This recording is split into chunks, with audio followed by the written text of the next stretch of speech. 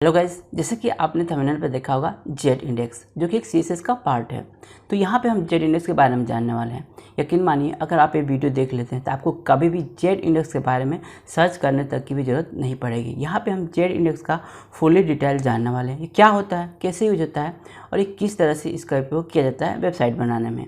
तो Z index guys यहाँ पे बता दूं कि सीएसएस का एक पार्ट है जो कि आपको किसी भी एलिमेंट को, जैसे कि आप एचटीएमएल यूज़ कर रहे हैं तो उसमें कुछ एलिमेंट जो होते हैं ओवरलैपिंग हो जाते हैं। जैसे कि आपने हेडर बना लिया, जैसे फिक्स हेडर है आपका, वो भी आपका जेड इंडेक्स से ही काम करता है।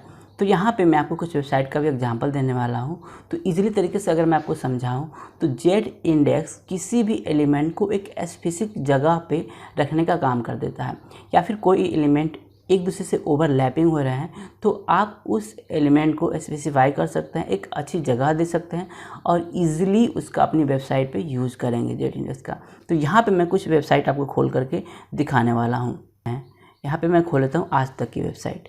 तो आज तक की ये वेबसाइट यहाँ पे खुली हुई है और मैं आपको थोड़ा सा स्क्रॉल करके यहाँ पे देखेंगे नीचे की तरफ कोविड-19 का अपडेट यहाँ पे मिल रहा है। तो यह आपको मैं पहले स्क्रॉल कर लेता हूँ। देखिए यहाँ पे जो ये राउंड कर रहा है ये एनिमेशन के थ्रू कर रहा है, लेकिन जो फिक्स है फुटर के राइट साइड में, यह आपको यहाँ पे एलिमेंट में चल के दिखाता हूँ आपको जेड इंडेक्स यूज हुआ भी है नहीं। तो यहाँ पे आप देखेंगे, थोड़ा सा मैं कर लेता हूँ, देख लेता हूँ कि यहाँ से डीप कहाँ से शुरू हो रही है इसकी। तो यहाँ पे मैं इसको ठीक है, अब आप यहाँ पे थोड़ा सा मैं स्क्रॉल कर लेता हूँ। ठीक है, यहाँ पे देखेंगे आपका जेड इंडेक्स का यूज हुआ है। तो जेड इंडेक्स बेसिकली हर जगह यूज होता है। तो ये पूरा का पूरा यहाँ पे यह जो फुटर में राइट साइड में जो फिक्स हुआ है वो जेड इंडेक्स के कारण ही है। तो यहाँ पे दूसरी हमारी वेबसाइट है, देख सकते हैं यहाँ पे जी न्यूज़ की। जी न्यूज़ में स्क्रॉल करता हूँ तो आप यहाँ पे देखेंगे ये जस्ट एक राउंड करके यहाँ पे जो टॉगल बना हुआ है जिस पे आप क्लिक करने पर लाइव देख सकते हैं। यह भी आपको जेड इंडेक्स के कारण यहाँ पे फिक्स है। ठीक है, और ये स्क्रॉल हो रहा है जावास्क्रिप्ट के साथ। ठीक है, तो जावास्क्रिप्ट के थ्रू आप इसे अपने इस पूरी की पूरी डिवाइस के अंदर आप इसे मूव कर सकते हैं। हालांकि ये जो फिक्स हुआ है बिल्कुल ऊपर की तरफ दिख रहा है, ये पूरा का पूरा जेड इंडेक्स के कारण है। यहाँ पे जो आपका हेडर भी है वो भी जेड इंडेक्स के कारण ही है। ठीक है, यहाँ पे माई हेल्थ केयर मैं यहाँ पे खोल रखा हूँ। ठीक है, आप देखेंगे यहाँ पर भी जो टॉगलर बना हुआ है ये भी पूरा का पूरा जेड इंडेक्स से ही यहाँ पे फिक्स है। यहाँ पे आप देखेंगे जस्ट कोने साइड में मैं क्या करता हूँ, सबसे पहले काम मैं इसे रिफ्रेश कर लेता हूँ। रिफ्रेश करने के बाद चलिए मैं आपको दिखाता हूँ। थोड़ा सा नीचे की तरफ जाएंगे तो आप देखेंगे कुकीज़ का, एक्सेप्ट कुकीज़ का यहाँ पे ऑप्शन आ जा रहा है।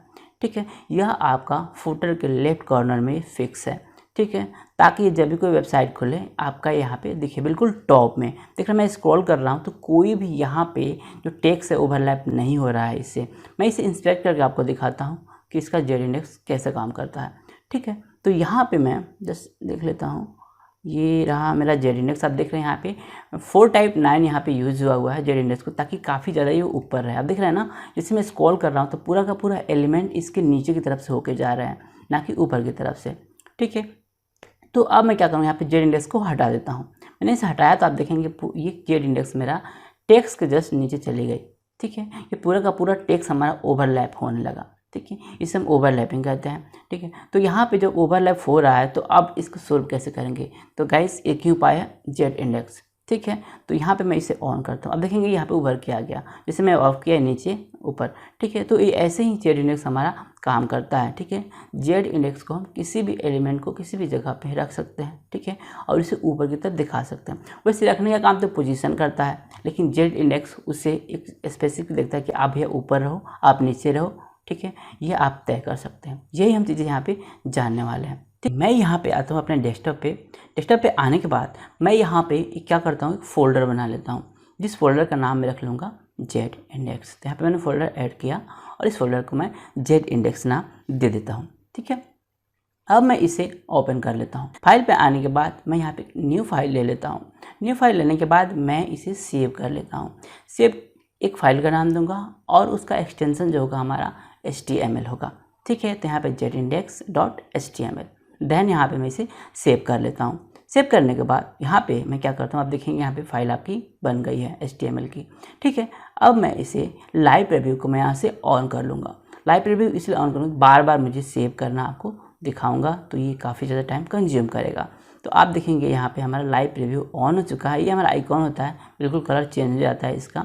आप देखेंगे यहाँ पे होस्ट, यहाँ पे जो लोकल होस्ट इसका है ये ऑन हो चुका है। ठीक है, मैं इसे छोटा कर लेता हूँ ताकि जब भी मैं कोडिंग करूँ यहाँ पे एग्जैक्टली लाइव जैसे मैं यहाँ पे कोडिंग करूँ वहाँ पे दिखता रहे।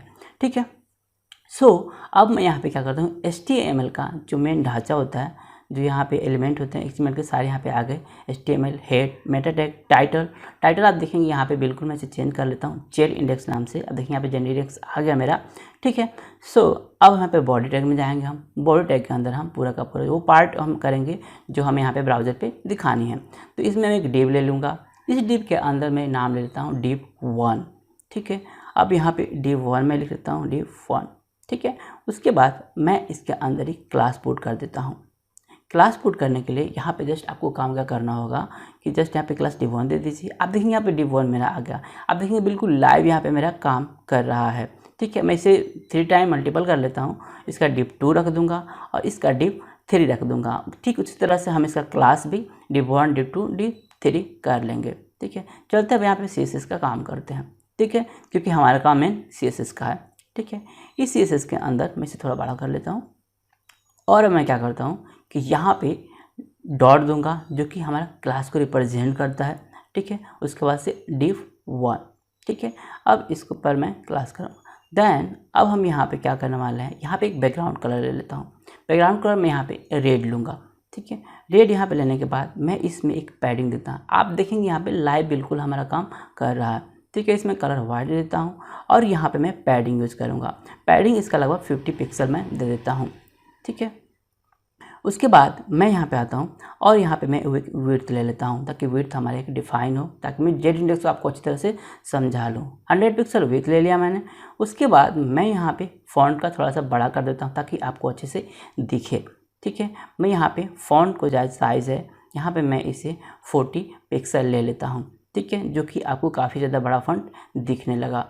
उसके बाद से मैं इसे मल्टीपल यानी 3 टाइम कॉपी कर लेता हूँ। ठीक है, या फिर डुप्लीकेट कर लीजिए। उसके बाद से मैं div2 दे देता हूँ। आप देखेंगे div2 का भी पूरा का पूरा CSS चेंज हुआ है। And then div3। ठीक है, उसके बाद से मैं इसके कलर को चेंज कर लेता हूँ। इसका मैं कलर ब्लू ले लेता हूँ div2 का और div3 को मैं ब्लैक ले लेता हूँ। उसके बाद अब क्या करने वाले हैं, अब आपको समझाने वाला हूँ मैं पोजीशन। यहाँ पे पोजीशन दे दूँ ताकि मैं आपको जेड इंडेक्स को अच्छी तरह से समझा पाऊँ। तो पोजीशन के बारे में अगर आप नहीं जानते तो आप मुझे कमेंट कर दीजिएगा, मैं पोजीशन को भी आपको अच्छी तरह से समझा दूंगा। यहाँ पे पोजीशन में यहाँ पे एब्सोल्यूट ले लेता हूँ। एब्सोल्यूट मतलब जिस जगह पे है सारी की सारी चीज़ें वहाँ पे एब्सोल्यूट हो जाएंगी। ठीक है, अब देखेंगे यहाँ पे जब मैं तीनों पर एब्सोल्यूट दूंगा तो सभी के सभी एक दूसरे के ऊपर ओवरलैप हो जाएंगे। तो यहाँ पे मेरे तीनों को तीनों डिव एक दूसरे के ऊपर ओवरलैप हो गए हैं। तो मैं क्या करता हूँ, इसमें मार्जिन का यूज़ कर लेता हूँ।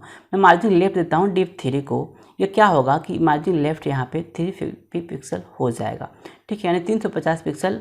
ये क्या हुआ, जो हमारा लेफ्ट कॉर्नर है वहाँ से 350 पिक्सल मार्जिन हो गया। ठीक है, एब्सोल्यूट देने का यही पर्पज़ था कि इसमें कोई भी मार्जिन पैडिंग ना होगा। ठीक है, बिल्कुल ये टॉप से यहाँ पे एब्सोल्यूट हो जाएगा बिल्कुल।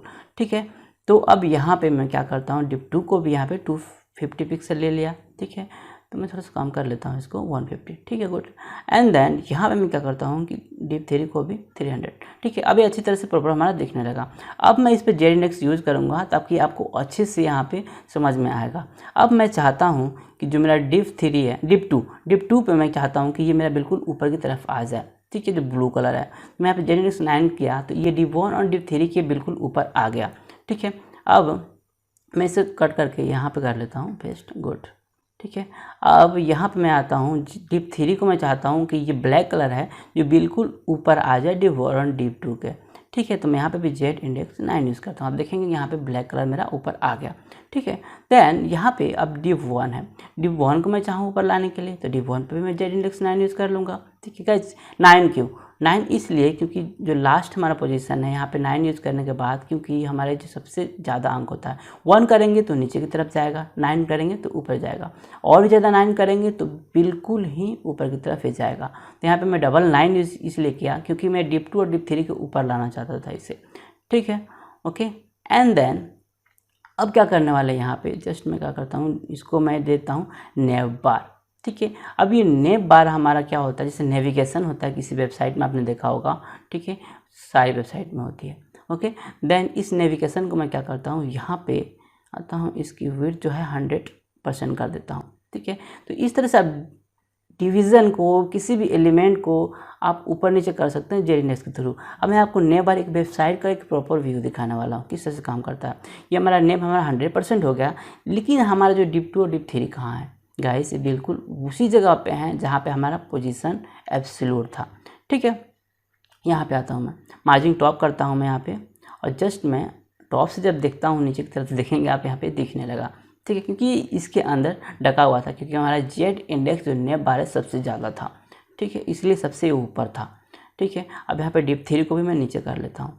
ठीक है, यहाँ पे मार्जिन टॉप लूँगा मैं, गुड, और यहाँ पे मैं इसे कुछ ज़्यादा ही देता हूँ 250 pixel.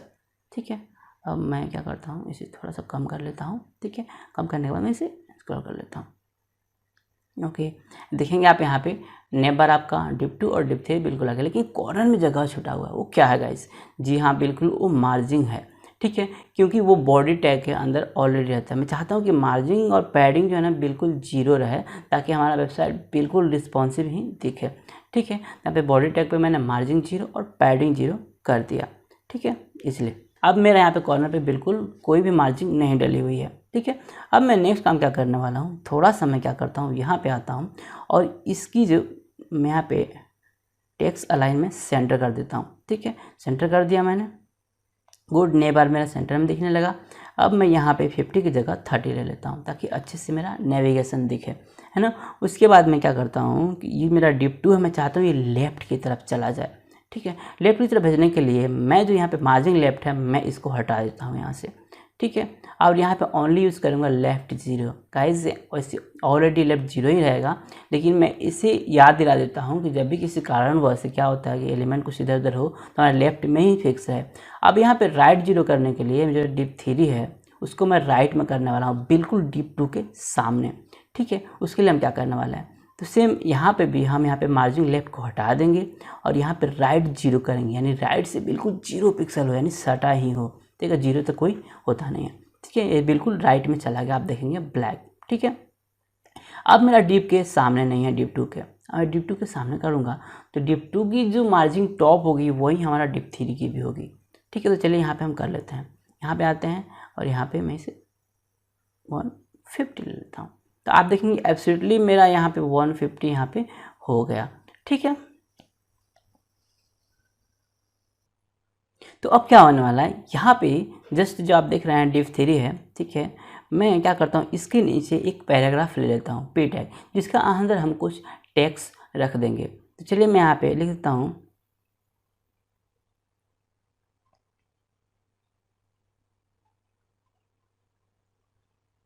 Text about Z index.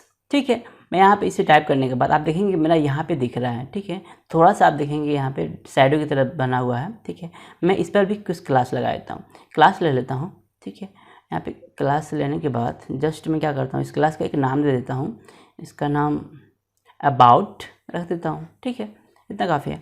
और अब मैं इसे इस क्लास को यहाँ पे मैं डॉट देन क्लास, उसके बाद से हम यहाँ पे CSS यूज़ कर लेते हैं। ठीक है, यहाँ पे मैं क्या करता हूँ, इसे मार्जिन दे देता हूँ टॉप से, तो मार्जिन टॉप मैं यहाँ पे ले लेता हूँ।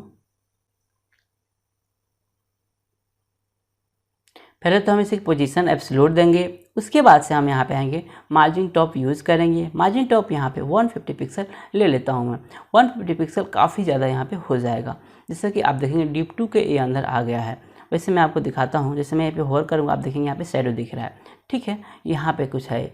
ठीक है, मैं तो मार्जिन इसका थोड़ा सा कम करता हूँ, मार्जिन कम करता हूँ, मैं यहाँ पे आता हूँ, इसे मैं दे देता हूँ 100 पिक्सल। आप देखेंगे यहाँ पे मेरा टेक्स्ट दिखने लगा है। ठीक है, अब मैं इसे क्या करता हूँ, थोड़ा सा और ज़्यादा कर लेता हूँ, गुड, यहाँ पे मेरा टेक्स्ट दिखने लगा।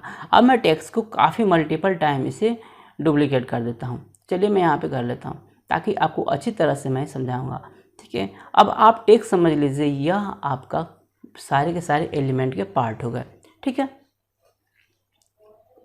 मैंने अपने पेज पे जो डिज़ाइन किया,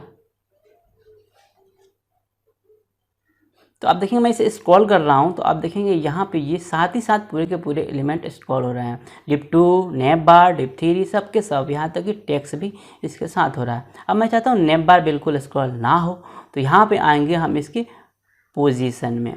ठीक है, तो सबसे पहला काम क्या करता हूँ, जो इसका मैं यहाँ पे पोजीशन जो है इसका, इसे मैं फिक्स करता हूँ। अब आप देखेंगे कमाल इसका। अब स्क्रॉल किया मैं, देखिए यहाँ पे नेप बार बिल्कुल मेरा फिक्स हो गया गाइस, ठीक है।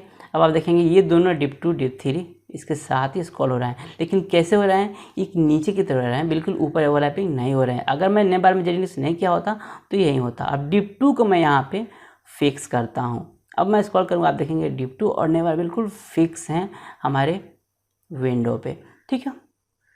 अब हम यहाँ पे डिप 3 को भी फिक्स करने वाले हैं। अब देखेंगे स्क्रॉल करने में बिल्कुल ही कुछ भी यहाँ पे प्रॉब्लम नहीं मिल रही है, ठीक। हमारा जेड इंडेक्स प्रॉपर्ली काम कर रहा है। अब डिप 3 को भी मैं यहाँ पे फिक्स कर देता हूँ, ठीक है। आप देखेंगे बिल्कुल हमारा सिर्फ टेक्स्ट स्क्रॉल हो रहा है। हमारी जो डिव हैं बिल्कुल यहाँ पे जेड इंडेक्स की वजह से और पोजीशन की वजह से अच्छी तरह से काम कर रही हैं। कोई ओवरलैपिंग नहीं हो रहा है टेक्स्ट, और इजीली यहाँ पे हमने जेड इंडेक्स के बारे में जान लिया। तो गाइस ये रही जेड इंडेक्स के बारे में पूरी की पूरी डीएनए, ठीक है। तो आपको कैसी लगी है वीडियो, बिल्कुल मुझे कमेंट करके बताएं। और आपको किसी भी सीएसएस की एलिमेंट प्रॉपर्टी के बारे में जानना हो तो आप मुझे कमेंट में ज़रूर बताएं, मैं उस पर वीडियो ज़रूर बनाऊंगा। तो आज के लिए बस इतना ही गाइस, मिलते हैं किसी अच्छी और अगली नेक्स्ट वीडियो के साथ। तो bye bye guys and thank you so much ये वीडियो देखने के लिए। अगर आप नए हैं तो मेरे चैनल को लाइक और सब्सक्राइब ज़रूर करें, और आपको वीडियो कैसी लगी है मुझे इसका रिव्यू ज़रूर दें। तो बाय बाय गाइस।